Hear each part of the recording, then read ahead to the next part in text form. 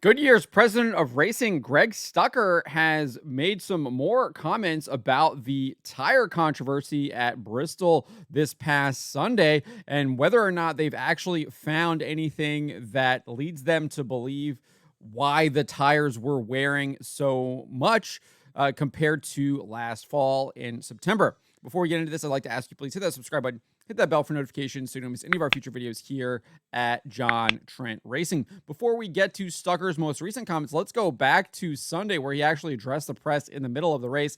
This is what he had to say, courtesy of Bob Pockrass, regarding the tire issues, again, as the race was happening. This is what he told Fox NASCAR's Bob Pockrass. The same tire combination as last last fall, yes. Just to back up, so we tested here last year with the intent to come up with a tire package that generated more tire wear. That was the request from NASCAR and the teams, and we feel like we had a very successful test. We feel like we had a very successful race in the fall of last year because we did exactly that. We ran a full fuel stop. Definitely saw wear, but we thought it was spot on. So now we're trying to understand what's different, why is the racetrack behaving differently this weekend than what it did a year ago. It's the same package, it's the same tire combination. Obviously, the difference is resin was placed on the lower groove instead of the PJ1. Yet I still think the racetrack should be taking rubber. As it did last fall, took rubber immediately during that race. So still a bit of an unknown as far as why it's not behaving the same way, that being the racetrack. But that's kind of what we know now.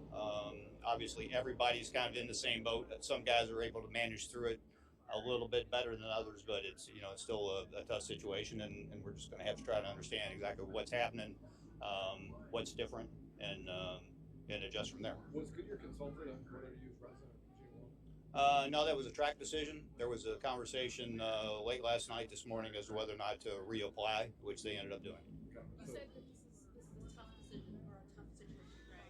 Tire wear, though, is not bad. Is this just maybe a little bit too much? I would agree. Tire wear is always the goal. I mean, that's what people want to see. It creates comers and goers and who manages tires the best. But like I say, we thought we were in a really good spot last year with the tire as we raced it in the fall. And obviously something's different now. So this is too drastic. So that is what he said during the race, saying it was too drastic, but he did say it was the same tire from the fall.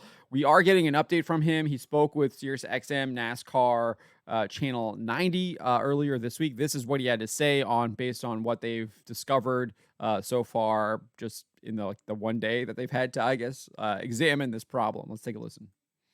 Our guys, obviously a bunch of us were at the racetrack, but we were in contact with guys back in Akron, and they already started looking through all of our manufacturing data. I mentioned before that this is the same tire that we raced in September of last year. It's the same D numbers. It's a different production run. So we're not taking anything for granted, Dave. It's the same spec. But is there anything that could stand out that could create a difference? A couple of the drivers after the race, told us, look, you can't convince me that was the same tire the way it behaved. And we get that. I mean, there's no question. The tire didn't wear the same. It didn't put rubber down like it did in September. It just behaved differently. Now, was that because of the tire itself? Was that because of the racetrack? Obviously, resin was put down on the racetrack instead of the PJ1, which was done last year. We haven't really decided if that could be a factor yet. That's one thing that we're looking at. I've already been in contact with Steve Swift at SMI and the racetrack earlier today, just talking about the prep of the racetrack ahead of the race. Was there anything they did differently washing the racetrack or anything like that? So there's a lot to go through, but we're certainly looking at every piece of the puzzle from our perspective and make sure there was nothing in our raw materials or any of our processes that would create any sort of difference. As of yet, we've not uncovered anything. All the compound physicals are all perfectly in line with what we raced last year. But we're not going to stop until we've kind of turned over every stone and make sure we're comfortable with with what we had there being the same as what we expected. Our guys. So it's really interesting. He's seemingly playing defense. He's not really liking what happened with the tires still, trying to figure out what went wrong, what the difference was and everything like that. It doesn't really seem like they found anything, but he is trying to, like, I don't know, it sounds like he's being defensive on that matter, which is interesting because if you listen to what NASCAR had to say, they liked the tire wear off. This is what NASCAR Chief Racing Development Officer John Probst had to say immediately following the race to Fox NASCAR's Bob Procris. Let's take a listen. Yeah, certainly a record-setting day for us. I don't know I know the race teams are probably pretty wore out right now. I know our track crew and folks up in the booth are pretty wore out just from a pretty exciting day all around on the track. Certainly had some anxiety around, some tire wear and things like that. But all in all, I think it was probably one of the best short track races I've ever seen. John, why was resin? I mean, there you go. I mean, he's describing it as one of the best short track races he's ever seen because, and I mean, you have to say it's because of those Goodyear tires wearing out and drivers and crew chiefs and teams really having to push themselves to figure out how to get the most from those tires. And we saw that it was Denny Hamlin, Martin Truex Jr., and Brad Keselowski were the ones who were able to do that. So very telling comments here from John Probst following the race. Let's continue. Put on here the first time here at this track. I understand PJ1 is related to the wet weather package, or yeah. So if you remember last year when we came here in the fall, we had that delay before the race started for sprinkles that went through the area. One thing we learned, with our testing on the wet weather on ovals, was that the cars are the best way to dry the track quickly. The fans want to see the cars on track. So when we came here and tested, we tried the PJ. And when we wet the track down, it's almost like oil on the track. The cars will get no traction. So when we came back here this year with the wet weather package for Bristol, we elected to use the resin versus PJ1. Do you think there needs to be a different tire for the spring, or do you feel like or a different allotment for the fall? Yeah, so a note on the allotment, we actually removed a set of tires from the fall race coming into this race. That's on us, not Goodyear. So we actually gave that back during the race, as you guys saw. We'll go back and look at it all. There were times in the race, obviously, when there was anxiety around we're going to have enough tires to finish it. But man, coming out the end and watching all that, I would not want to change much at all, honestly. Just give them more tires. What do you think? I actually disagree. I don't think they should give them more tires at all. I really liked the fact that they had to manage those tires, and the teams did find ways to run more laps. I mean, I feel like earlier in the race, we were seeing them maybe talk about, I remember listening to Ty Gibbs radio, they were saying like they could only go 41 laps, and that's kind of what we were seeing. We were seeing cautions come out because people were blowing tires around that 40, 50 lap mark, but by the end of the race, we actually did get an entire green flag pit stop, and we saw people like Keselowski, like Denny Hamlin, like Martin Truex Jr. running almost 80 laps on that set of tires. Even Josh Berry on his last run, he ran around 75 laps on those tires. So the drivers were able to, and the teams were able to find ways to get those tires to last longer as the race went on. So I actually disagree that they should be giving them more tires if this is the way the race plans out later this year. The resin and the track reacted this way. The sports used resin before, so it's not has this issue. What was different? Yeah, I think when you actually look at, when we run friction tests every morning, I can't, and there's so much data to collect that we're going to have to go back and look through. There's nothing that stands out why the resin versus PJ did what it did. When you look at the friction levels, they were growing, if you will, throughout the weekend. We monitor it every day and after every time there's cars on track. So everything appeared pretty normal. We'll obviously look at everything here. We'll work with Goodyear and we'll work with the teams, and we work a lot with the drivers. Frankly, they've been asking for more tire wear for a while now. We've been working on it, and it could have just been a combination of resin, temperature, and all of it today. So we'll have to go back. It's too soon to put a definitive reason to any of it, but great race.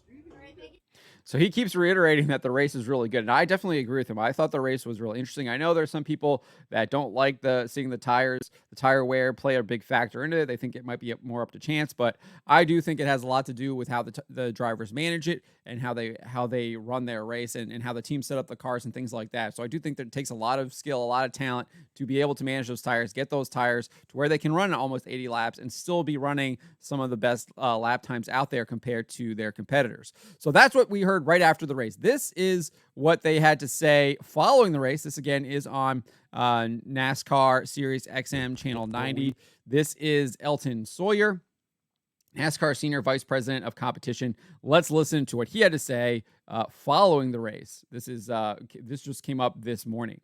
What we need to do, as I said earlier, is learn from what we just experienced this past weekend, be able to bottle that up and be able to carry that to your Martinsville and carry that to your Richmonds. It's not easy.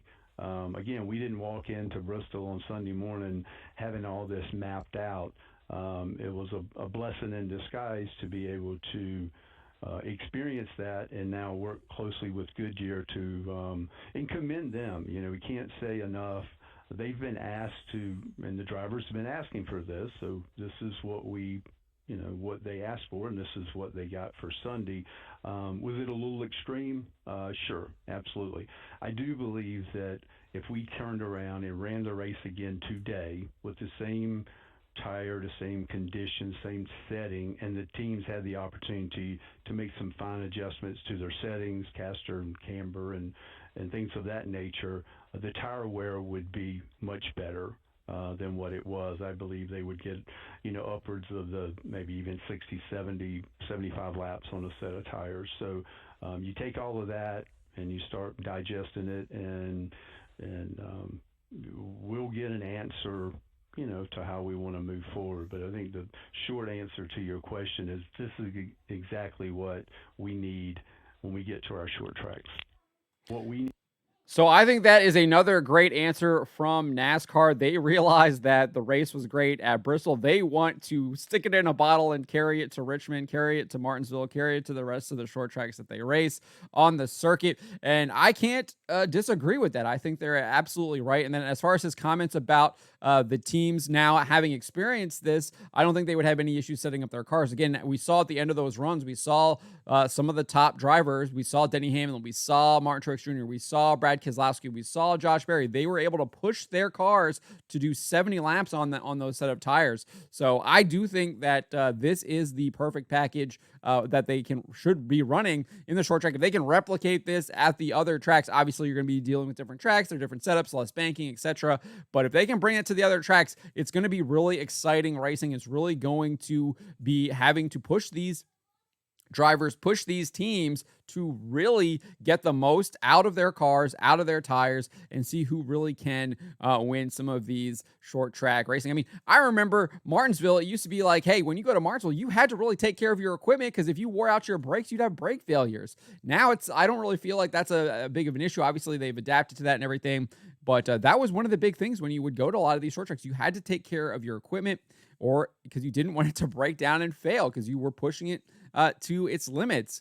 So I love this. Let's get back to this. Let's get back to the short track racing where you're pushing all parts of racing. You're pushing the teams, you're pushing the engineers, you're pushing the drivers, you're pushing the pit crews, you're pushing the crew chief. It's all being pushed to its limits. They're getting the most out of these cars, out of these tires, out of the drivers. And we're seeing some really exciting racing. But let me know what you guys make of what Goodyear, Greg Stucker had to say, as well as NASCAR officials John Probst and Elton Sawyer. And let me know what you guys made of the race at Bristol and what you think NASCAR's response is to that. Do you agree with me that you think this is something they need to continue doing? Or do you think that, hey, maybe this isn't the type of racing that I want to see and I want to see something different? Let me know in the comments below.